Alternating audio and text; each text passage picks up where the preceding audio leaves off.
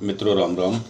आज हम बात करते हैं बाबरी विध्वंस से लेकर श्री राम जन्मभूमि निर्माण की विस्तृत कहानी और उसमें मेरा योगदान।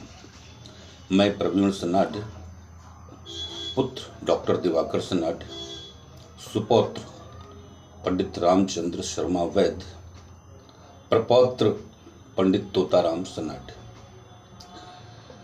मैंने इतना लंबा 4 पीढ़ियों का परिचय सिर्फ इसलिए दिया कि ताकि आप जान सकें कि पंडित तोताराम सनाड कौन है। इनको बहुत कम लोग जानते हैं।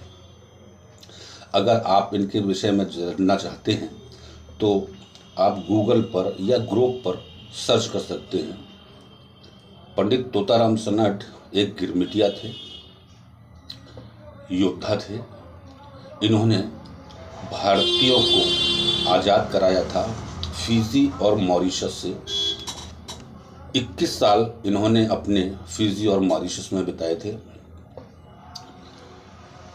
वो गिरमिटिया एक बंधुआ मजदूरी कहते हैं। आप सर्च करेंगे पूरी जानकारी आपको मिल जाएगी। फिलहाल इनके विषय में इतना काफ़ी है। मैं बात अपनी शुरू करता हूँ। बात सन 1985 की है, जब मेरा बचपन था।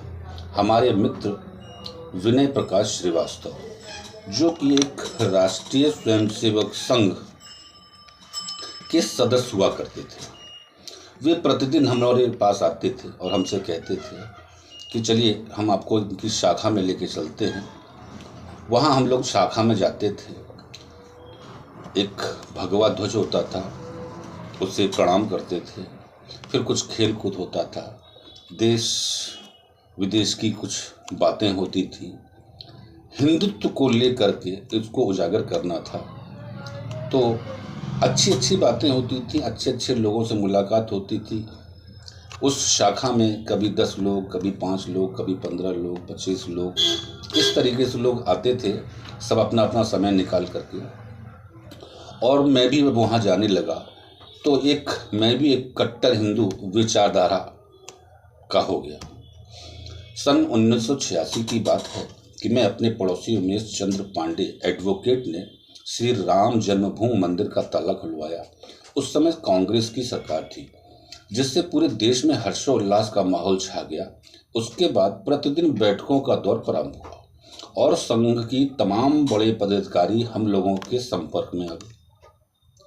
छोटे छोटे आयोजन करके हिंदुत्व की जागृति पैदा करते भाजपा को श्री राम जन्मभूमि से लेकर अच्छी जीत मिली, क्योंकि भाजपा का केंद्र बिंदु श्री राम जन्मभूमि था और उसकी राजनीति अयोध्या से ही तय होनी थी। हम 3 से 4 लोग थे जो इस तरीके की जिम्मेदारियां उठाते, जिसमें बड़े बड़े जो पदाधिकारी राष्ट्रीय स्वयंसेवक संघ के आते थे तो उनके रहने के खाने की व्यवस्था करते थे। जब कभी आगंतुक ज़्यादा संख्या में आ जाते थे तो उनके भोजन की व्यवस्था के लिए हम लोग घरों से जा कर के कहीं से 2 पैकेट, 3 पैकेट, 5 पैकेट, जिसकी जैसी शक्ति होती थी वो हम लोग उनसे जा कर के संपर्क करते थे और वो हमको दिया करते थे, जिससे हम लोग उन लोगों का स्वागत सत्कार करते थे। हमारे करीब में ही एक शिशु मंदिर विद्यालय है, आज भी मौजूद है, करीब 100 मीटर की दूरी पर है, जिससे राष्ट्रीय स्वयंसेवक संघ ने एक प्रांतीय कार्यालय बनाया हुआ था, जहां चंपत राय जी, अशोक सिंघल जी, विनय कटियार जी, लल्लू सिंह जी जैसे पदाधिकारी लगातार रहते भी थे, आया जाया करते थे। समय जो गुजरता गया, हम सभी पूरी निष्ठा से जन्मभूमि के लिए समर्पित हो गए। बात सन 1990 के दशक की है। मुलायम सिंह की सरकार थी। विश्व हिंदू परिषद और राष्ट्रीय स्वयंसेवक संघ ने एक जन्मभूमि आंदोलन को लेकर विशाल आयोजन किया, जिसमें रितंबरा जी, उमा भारती जी, अशोक सिंघल जी, राजनाथ सिंह जी, कलराज मिश्रा जी अपने पुरजोर ताकत से आयोजन की तैयारी कर रहे थे।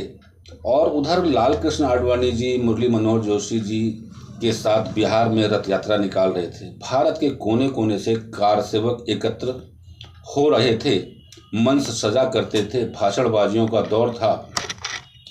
हिंदुत्व पूरी चरम सीमा पर था। हम सभी शहीद होने को तैयार थे। उद्देश्य हमारा सिर्फ एक था, श्री राम जन्म निर्माण, किसी तरीके से इसका निर्माण कराया जा सके। जब बात की सूचना राज्य सरकार यानी मुलायम सिंह सरकार तक हुई तो मुलायम सिंह सरकार ने जो तिथि रखी गई थी वो थी 30 अक्टूबर 1990 को एक वृहद आयोजन जन्मभूमि निर्माण को लेकर किया गया जा रहा था। तो सरकार ने एक कहा संचार के माध्यम से, टीवी के माध्यम से, कि अयोध्या में कोई परिंदा भी पर नहीं मार सकता है। इससे हिंदुत्व में और जोश आ गया और लोग बड़ी ज़्यादा संख्या में, क्योंकि उस वक्त एक कर्फ्यू की सी स्थिति पैदा कर दी गई थी, अयोध्या को पूरी छावनी में तब्दील कर दिया गया था। सीआरपीएफ, आईटीबीपी के जो प्रशासनिक अपने अमले होते हैं, हर तरीके की फोर्स, रैपिड एक्शन फोर्स, इस तरह की तमाम फोर्सें अयोध्या को पूरी छावनी में बदल दिया था और कर्फ्यू लगा दिया गया था। लेकिन वे कारसेवक जो जन्मभूमि के लिए समर्पित थे, उनका एक उद्देश्य था कि हम अयोध्या जाएंगे। हम लोग भी, कर्फ्यू का माहौल था, चुपचाप छिप कर रहते थे। पुलिस हम लोगों को ढूंढा करती थी कि, और हम लोगों की जिम्मेदारी थी कि उन लोगों को, जो लोग बाहर से आ रहे हैं, पैदल पैदल रेलवे लाइन के किनारे, पगडंडियों से, खेतों में से एक एक जत्थे बना करके आया करते थे। इस ऐसी कंडीशन में उन्होंने मीडिया के माध्यम से जो तो कहलवा दिया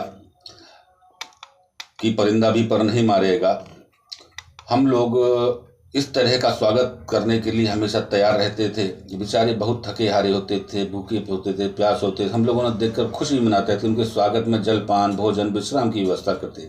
यहाँ तक कि हर घर में कारसेवकों को एडजस्ट किया जाता था। रखा किसी के घर में 2 लोग, किसी के घर में 4 लोग, किसी के घर में 5 लोग। और उन लोगों से कहा जाता, यदि कभी आपसे पुलिस पूछे या अनजान आदमी कोई पूछे कि ये कौन है, तो आप इनको बताना कि हमारे रिश्तेदार हैं, दूर से आए हुए हैं, ये रुके हुए हैं। कभी उनको कार सेवा के विषय में जानकारी नहीं देनी। उस वक्त इस तरीके का माहौल लगता था शायद जैसा हमने किताबों में पढ़ा है, जैसे 1947 की आज़ादी का समय रहा होगा। हम लोग, फ़ोन की व्यवस्था किसी के पास में नहीं थी। हम लोग मिलकर ही संपर्क करते थे एक दूसरे को, ठीक है ना। एक समय सुनिश्चित कर लिया करते थे कि फलाने टाइम फलाने बजे हम लोगों को इतने बजे यहाँ पहुँच जाना है। तो सन 1990 में पुलिस की इतनी शक्ति थी कि शायद अंग्रेज़ों के ज़माने में तो पता नहीं कितनी रहा होगी। गिरफ्तारी से बचकर हम लोग छिपते रहते थे। अंत में ही हुआ कि हमें गिरफ्तार करने के लिए पुलिस पीछे पड़ गई। हम लोगों ने जान एहसास हुआ कि अब हम लोगों का बचना मुश्किल है। तो उस वक्त हम अपने करीब 16-17 हमारे साथ में मित्र मंडली थे। मैं उनका नाम लेना चाहूँगा, जैसे विनय प्रकाश श्रीवास्तव हुए, राकेश गुप्ता जी हुए, पंकज सनाड जी हुए, उसके साथ में क्या बोलते हैं दिनेश साहू जी हुए। हमारे पास आगरा से आए थे एक प्रभंजन सिंह, वो हुए। और नैनीताल से एक मौके पर आए हुए थे विकास शर्मा जी, वो हुए। पुनीत बर्मन जी हुए। और अब हमारे बीच नहीं रहे स्वर्गीय हरीश श्रीवास्तव जी, वो थे। तो ये सारे लोग, हम लोग प्रांतीय कार्यालय जो इनका था, शिशु मंदिर जो बना हुआ था, हम लोग वहाँ गए। वहाँ एक मुलायम सिंह का एक पुतला बनाया गया और अब वहाँ से 100 मीटर अपने ही चौराहे पर आ करके, क्योंकि पुलिस पूरी तरीके से लगी हुई थी और बचना हम लोगों का मुश्किल था, तो कहा कि गिरफ्तारी दे देने में भलाई है, क्योंकि ना तो हम काम कर पा रहे हैं और ना ही किसी का सहयोग कर पा रहे हैं। तो इससे अच्छा है कि घर पे भी नहीं रह पा रहे हैं, मदद भी नहीं है, इससे अच्छा तो चलो भाई जेल चला जाए। तो हम लोगों ने 29 अक्टूबर 1990 को सुबह 9 बजे एक पुतला बनाया और उसमें आग लगाने जा ही रहे थे, या कहिए आग लग चुकी थी, तब तक पुलिस वालों ने हम लोगों को पकड़ लिया और हम लोगों को, सभी लोगों को अपनी गाड़ियों में भरकर कोतवाली अयोध्या में ले जा करके, वहाँ की जो बैरक होती है उसमें ले जा करके बंद कर दिया। हम लोग 2 बजे तक उसी कोतवाली में बैठे रहे। उनका लिखा पढ़ी चलती रही, तैयारियां होती रही।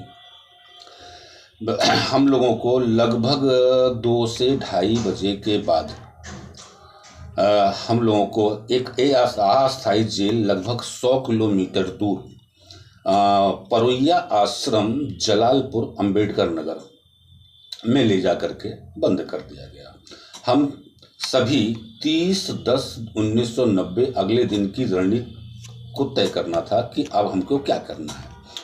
हमको एहसास हुआ कि मन में विचार आया कि मुलायम सरकार हिंदू विरोधी है, इसलिए हम लोग सरकारी पैसे का भोजन नहीं करेंगे, पर अन्न का अपमान भी नहीं करना चाहते थे। इसलिए ये सूचना हम लोगों ने जेलर और अधिकारियों को पहुंचा दी कि जिससे उनके भी हाथ पैर फूल गए कि ऐसा हुआ तो हमारी नौकरी चली जाएगी। तो हम लोगों ने समझाया ये हमारी अपनी स्वेच्छा है और आप लोगों से हमारा कोई किसी भी तरीके का विवाद नहीं है, आप इसकी चिंता न करें। उसी दिन 30 अक्टूबर 1990 को लगभग शाम को 6 बजे हमारे पास में किसी माध्यम से खबर आती है।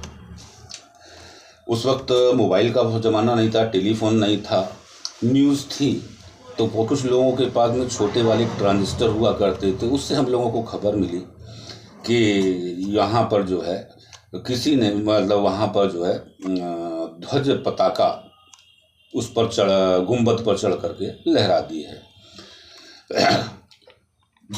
उस वक्त बैठकों का दौर चल रहा था, गिरफ्तारियों का दौर चल रहा था। हमारे करीबन 3 से 4 हज़ार लोग थे उस वक्त मौके पर। उस अस्थायी जेल में उस बाबरी मस्जिद पर पताका फहरा दी गई है। हम सभी लोगों को और ज़्यादा जोश भर गया, ठीक है ना। खुशी का हमको ठिकाना नहीं रहा। विश्राम करने के बाद 31 अक्टूबर 1990 को प्रातः 9 बजे लगभग हम 100 कार सेवकों के साथ जेल से भाग निकले। साधन कोई नहीं था, पैदल पैदल पगडंडियों के सहारे गांव-गांव रेलवे किनारे चलते आ रहे थे। गांव वाले पूरी तरह सेवा कर रहे थे, राम भगवान का काम था, सभी का पूरा सहयोग मिल रहा था। हम लोगों ने पूरा दिन पूरी लगभग रात तक पैदल चले। कभी हम लोग इतना चले नहीं थे। हम लोग 1/11/1990 को लगभग रात 12 से 1 बजे के बीच अपने घर पहुंचे। बिल्कुल भी हिम्मत नहीं थी खड़े होने की, बैठा भी नहीं जा रहा था, लेटा भी नहीं था। तकलीफ इतनी ज़्यादा थी हम लोगों के साथ में कि इतना जो आदमी कभी ना चला हो, 100 किलोमीटर की यात्रा पैदल करनी पड़ जाए, तो उसके लिए आप अंदाज़ा लगा सकते हैं कि क्या कंडीशन रही होगी। इतना तक करते हुए हम एकदम थक के चूर हो गए। अगले दिन उठना बड़ा मुश्किल हो रहा था, फिर भी जोश कम नहीं था। हम लोगों ने 1 नवंबर को शाम को 5 बजे अपने लोगों से मिलना तय किया। हम सभी लोगों ने बैठक आयोजन किया, तय किया कि कल सुबह कार्यक्रम में शामिल होना है। राष्ट्रीय स्वयंसेवक संघ और विहिप नेताओं के आह्वान किया था कि सरयू जल लेकर आएंगे और राम मंदिर का जलाभिषेक करेंगे। हम लोग कारसेवकपुरम से होते हुए खाकी अखाड़ा, हनुमानगढ़ी, लाल कोठी होते हुए हनुमानगढ़ी चौराहे पर पहुँचे। वहीं हमको पुलिस फोर्स ने रोक दिया। उस वक्त लगभग 2 से 2.5 हज़ार लोग हम लोग उस चौराहे पर होंगे। संगीना एकदम तनी हुई थी, हर मंदिर पर हर घर पर फोर्स ऊपर लगी हुई थी, एकदम पुलिस छावनी बनी हुई थी। देखने में ही भय सा लग रहा था, लेकिन एक भक्ति थी, जोश था और जुनून था। मुश्किल से हम लोग 15 से 20 मिनट ही बैठ पाए होंगे और बैठ करके हम लोगों ने किसी के तरीके का कोई उत्पात नहीं किया। श्री राम जय जय राम का उद्घोष करने लगे, समझे। करतल धुन के साथ हम लोगों का ये चल ही रहा था। इतने में थोड़ी ही देर में पीछे से एक लगभग 50 से 60 लोगों की एक फोर्स आती है और तुरंत वहाँ पर लाठी चार्ज, आंसू गोले और क्या बोलते हैं गोलियां चलना तड़ातड़ चालू हो जाती हैं। जहाँ जिसको जैसी जगह मिली वो उस तरह वहाँ से उसके भागना चालू कर देता है।